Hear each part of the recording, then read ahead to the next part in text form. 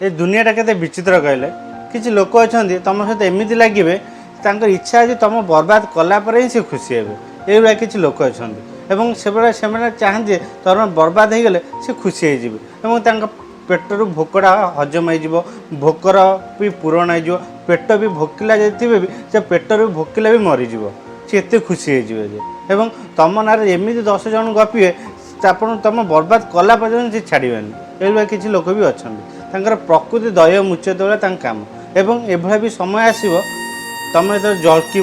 तुम तो पूरा हीरा बेले जड़ब देहर आउ निआ लगे ये भी लोक अच्छा से भाया लोक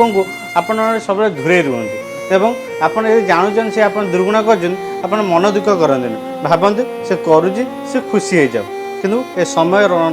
ए समय भी चलीज हाँ आपड़ जो से कष्ट दौर निश्चित आप कष्ट लगे किंतु किसी समय जाए आप कष्ट लगे आप निश्चिंत आप खुशी पाइबे।